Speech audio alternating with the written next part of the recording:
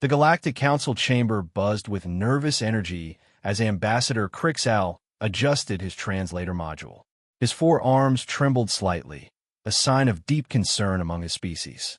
Around the massive circular table, representatives from 12 different star systems had gathered for an emergency session. The topic was unprecedented in their 1,000-year history of peaceful coexistence. The Vornak Empire has declared war on the outer colonies, Crixal announced, his voice carrying through the chamber. 3 systems have already fallen. Their plasma weaponry and shield technology surpass anything in our defensive arsenal.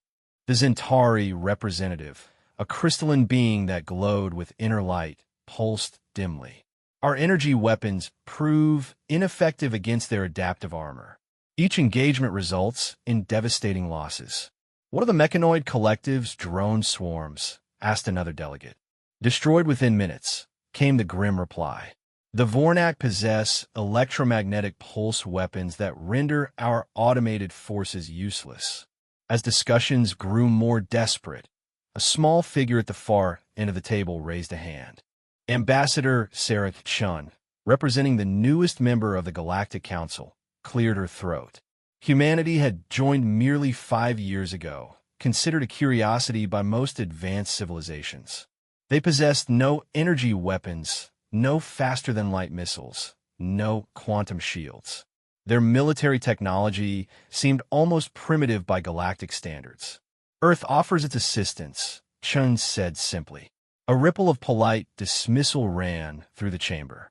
The Altarian delegate, standing 12 feet tall with scales that shimmered like oil, spoke what many were thinking. We appreciate the gesture, Ambassador Chun, but this threat requires advanced military solutions.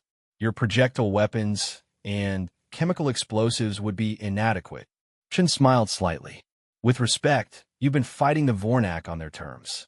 Energy weapons, shield battles, fleet engagements.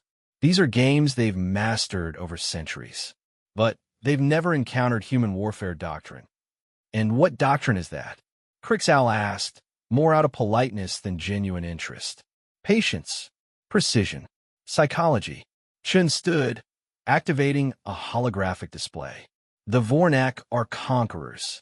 They expect grand battles, massive fleet movements, visible displays of power.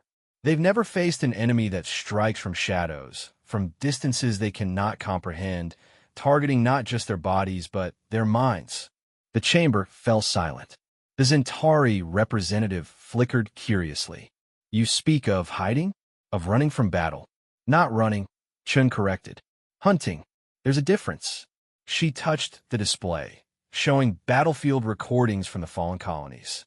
Vornak warriors stood 8 feet tall, encased in powered armor that could deflect most energy weapons. They moved in tight formations, confident in their superiority, their weapons always ready for the direct confrontations they excelled at. Look at them, Chun continued. They march in the open. They establish clear command posts. They follow predictable patterns because no one has ever given them reason to fear otherwise. They've never learned to fear what they cannot see. Your proposal? Crixal asked, leaning forward. Give us 1 month. 1 battalion of human special forces. We'll need detailed terrain data from the next likely target world, atmospheric readings, and any intelligence on Vornak behavior patterns. Chin's expression grew serious. We won't win through superior firepower.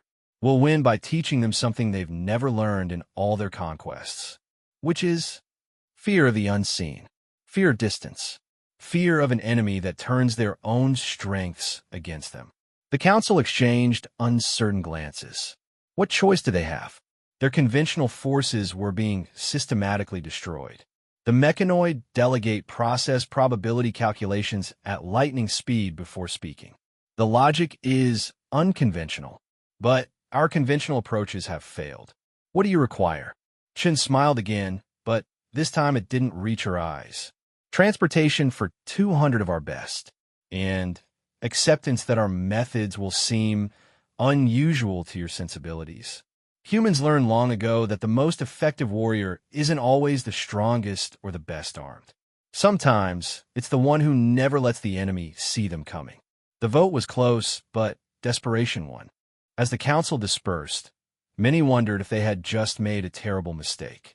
The humans had no reputation as warriors among the stars. Their ships were slow, their weapons primitive, their bodies fragile compared to most species. But on Earth, in a secure facility beneath the Rocky Mountains, Colonel Marcus Rodriguez received his orders and smiled. The smile was sharp, predatory, and would have deeply unsettled the council members if they had seen it. He turned to his assembled team, men and women who had been trained in an art form humanity had perfected over millennia. "Pack your rifles," he said simply. "We're going hunting." The first transport ships launched within days, carrying 200 humans and crates of what the manifest listed as primitive projectile weapons. The galaxy watched with a mixture of hope and skepticism. The Vornak Empire, when they learned of this new participant in the war, laughed. They had studied human military capabilities, slow reflexes compared to most species, limited natural armor, no inherent energy manipulation abilities. What threat could they possibly pose? High Commander Zorak of the Vornak Empire reviewed the intelligence reports from his command throne. The humans send only 200 soldiers? He laughed, a harsh sound like grinding metal. We deploy thousands for a single world conquest. They insult us with this token force. His second-in-command, Subcommander Varric, examined the data more carefully. Their weapons are unusual, High Commander. Chemical propulsion launching metal projectiles. The effective range seems considerable, but surely our shields will deflect primitive slugs as easily as they do plasma bolts, Zorak finished. Let them come. We'll crush them as we have all others, and their world will be next to fall. Neither Vornak officer noticed the small addendum in the report, noting the human military history included engagements where single individuals had held positions against vastly superior forces, eliminating dozens of enemies from distances measured in kilometers. The concept was so foreign to Vornak warfare doctrine that the translator had struggled to find appropriate terms. On the planet Kepler, 442b, designated as the next likely target for Vornak invasion, the human forces made landfall under cover of darkness. They brought no massive assault vehicles, no gleaming energy weapons, no impressive displays of martial might. Instead, they carried cases of ammunition, specialized optics, and rifles that looked almost quaint compared to galactic standard armaments. Colonel Rodriguez surveyed the terrain through his scope, noting wind patterns, calculating distances, identifying natural hides. The planet's binary suns would create interesting lighting conditions. The lower gravity would affect bullet drop. His mind processed dozens of variables automatically, skills honed through generations of human conflict. Positions, he asked quietly into his comm. Alpha team in place. 2 clicks north of predicted landing zone, came the reply. Bravo team established, overlooking the main approach route. Charlie team dug in, covering the secondary valleys.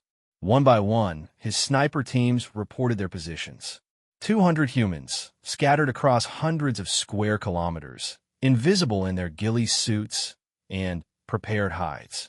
Each team consisted of a shooter and a spotter, armed with .50 caliber rifles capable of delivering devastating kinetic energy at ranges exceeding 2 kilometers. Remember, Rodriguez broadcast to all teams. This isn't about killing them all. It's about teaching them fear. Make every shot count. Make them doubt every shadow, every ridge line, every open space. We're not soldiers to them. We're nightmares they haven't imagined yet. The teams settled in to wait. Patience was perhaps the hardest skill for a sniper to master, but it was also the most crucial. The ability to remain motionless for hours, to control breathing, to ignore discomfort, to become one with the environment. These were not skills that could be programmed into a combat drone or enhanced with cybernetics. They were uniquely, primitively, devastatingly human. 3 days later, the Vornak invasion fleet appeared in orbit.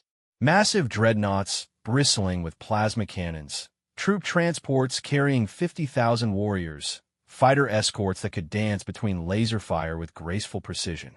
It was a force that had conquered worlds, shattered civilizations, and never known defeat. They would learn. The Vornak dropped ships descended through Kepler 442 b's atmosphere with characteristic arrogance. No attempt at stealth, no concern for defensive positioning. Their shields glowed bright blue against the morning sky, a deliberate display of technological superiority. 50,000 warriors and their war machines landing in precise formation, exactly where human intelligence had predicted. Sub-Commander Varric stood in the command center of the lead drop ship, watching the deployment with satisfaction. No resistance detected. High Commander. The humans appear to have fled. Where they hide like cowards, Zorik growled. Deploy the scanner drones. Find these primitives and end this charade. The first Vornak columns began their march toward the colonial settlements 20 kilometers away. Warriors in powered armor that could shrug off plasma bolts, combat vehicles hovering on anti-gravity drives, aerial drones